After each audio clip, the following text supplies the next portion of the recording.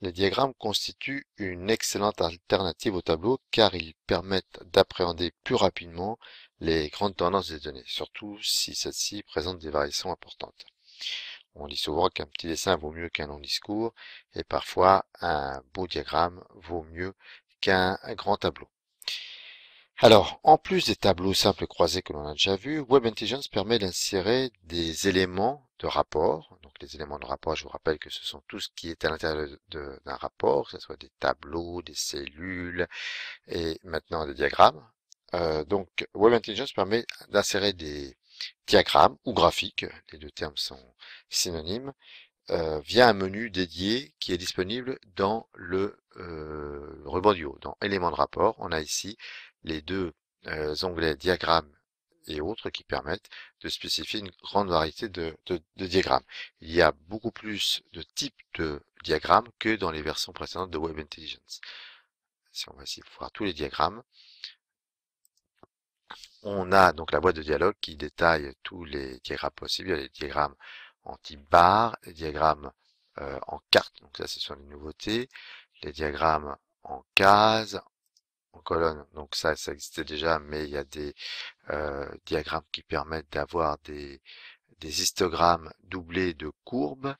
On a dans les nouveautés aussi des nuages de mots qui n'existaient pas avant, les diagrammes avec des points et des nuages de points à bulles polaires. Les radars ont été améliorés aussi par rapport aux versions précédentes. Et les diagrammes de type secteur, il y a une nouveauté avec un empilement en 3D. Donc, nous verrons quelques types parmi tous ces diagrammes.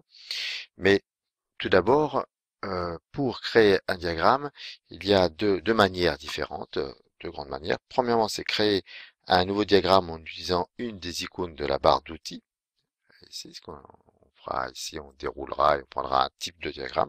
Ou alors, à partir d'un tableau existant, on peut le transformer en diagramme. On a déjà vu que l'on pouvait transformer un tableau vertical ou un tableau horizontal en tableau croisé ou inversement.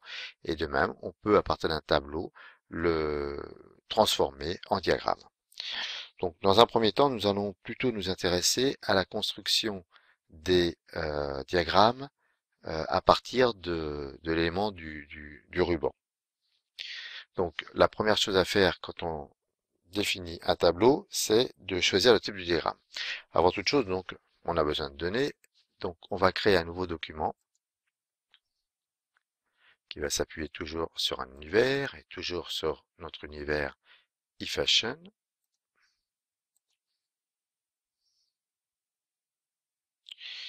Et donc, on va faire une requête qui va nous donner, on va faire assez simple dans un premier temps, on aura la quantité vendue ou les quantités vendues par année. Donc, hop là, je me suis trompé, année, et dans les indicateurs, on va prendre quantité vendue. On exécute, et par défaut, on a le tableau suivant. Maintenant, nous allons voir comment, très souvent c'est comme ça que l'on procède, on a un tableau qui détaille les données, et à côté, on a un diagramme qui synthétise soit la totalité du tableau, soit des éléments principaux de ce tableau. Nous allons créer donc un diagramme qui sera situé à côté de ce tableau résumant les quantités vendues par année.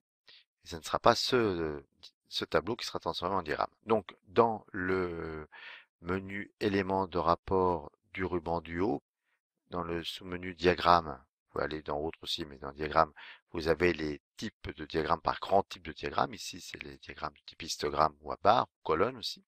Vous allez prendre colonne.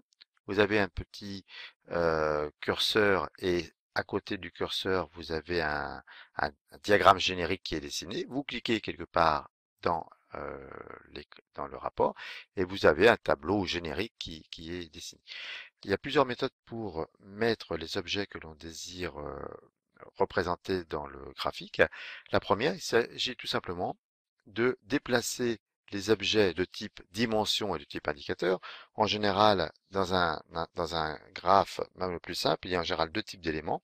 L'objet à évaluer, c'est la dimension. Donc c'est souvent un axe des X ou des Y.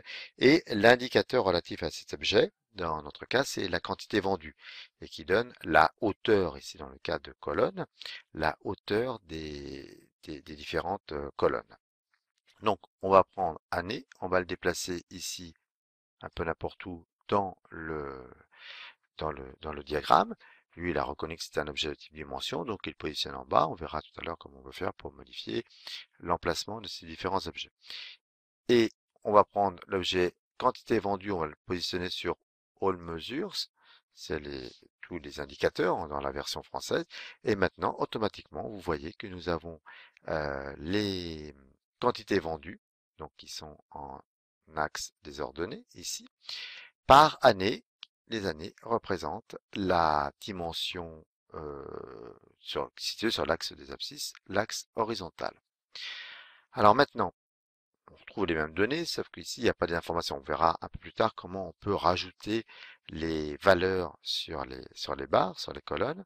Mais si l'on voulait modifier les objets, les dimensions ou les indicateurs qui sont affectés à ce diagramme, rien n'est plus simple. Vous cliquez sur le diagramme avec le bouton droit et dans le menu contextuel qui apparaît, vous cliquez sur affecter les données.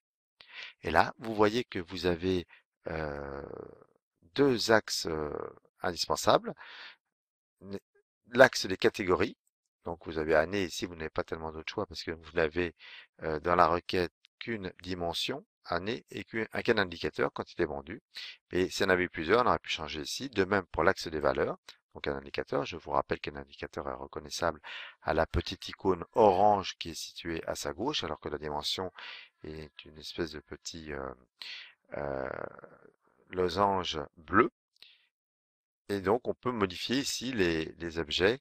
On va laisser ce qu'on a renseigné tout à l'heure. Et nous allons voir maintenant un petit peu comment mettre en forme ce diagramme. Avant de voir toutes les fonctionnalités pour mettre en forme un diagramme et lui rajouter des informations sur, par exemple, les valeurs des colonnes, modifier la couleur, la police, la taille aussi, nous allons voir l'autre méthode pour créer un diagramme. Cette fois-ci, créer un diagramme à partir d'un tableau. Alors, nous allons déjà sauvegarder ce document.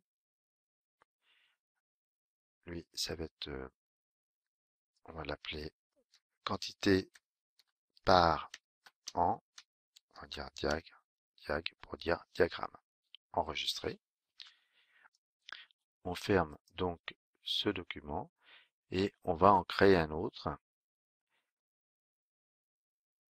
Toujours à partir de l'Univerifashion. Cette fois-ci, bon, on va changer un petit peu, on va prendre les chiffres d'affaires par état. Donc, chiffre d'affaires par état, l'état est lié au magasin, donc on double-clique dans état, et dans les indicateurs, nous allons prendre chiffre d'affaires. Exécutons la requête.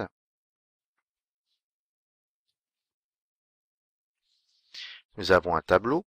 On va agrandir un peu ce tableau-là, car donc, la dernière colonne ne passe pas très bien la Texas a un chiffre d'affaires trop important pour être visualisé, donc on l'agrandit. Voilà, donc là nous avons un tableau, comme tout à l'heure, un tableau classique. Et maintenant ce que nous allons faire, nous allons copier, coller ce tableau avec, par exemple, avec clic droit, on fait copier, on se positionne à côté, clic droit, on fait coller. Donc là nous avons exactement la même chose, on va le positionner un peu plus loin. Et assez souvent, comme je vous le disais précédemment, on a les données qui sont représentées de deux façons différentes, soit sous forme de tableau, enfin, on a une représentation sous forme de tableau et on a aussi une représentation sous forme graphique. Alors, soit ce sont exactement les mêmes données, soit le diagramme est peut-être un peu plus synthétique avec moins de dimensions. Donc, maintenant, on a deux tableaux identiques et on va transformer le deuxième en diagramme. Donc, la méthode, vous devez déjà la connaître puisqu'on l'a utilisée pour transformer un tableau dans un autre type de tableau. Vous cliquez dessus avec le bouton droit et là, vous allez faire transformer en Vous voyez que vous avez ce qu'on a déjà fait, transformer en tableau horizontal, en tableau croisé. Là, on va transformer en colonne. Le tableau est transformé en colonne et nous avons, de lui-même, il a su reconnaître le chiffre d'affaires et les différents états. Donc on va un tout petit peu l'agrandir pour voir un peu plus facilement les états dans l'axe des abscisses. Et donc nous avons très facilement, cette fois-ci, il n'y a même pas eu besoin d'affecter les données ou de déplacer les objets à l'intérieur du tableau, mais le résultat est le même, c'est-à-dire que si vous cliquez sur ce tableau avec le bouton droit, vous faites affecter les données, vous allez voir que dans l'axe des catégories qui est l'axe des X, vous voyez la dimension état et l'axe de valeur, c'est-à-dire l'axe des indicateurs, le chiffre d'affaires.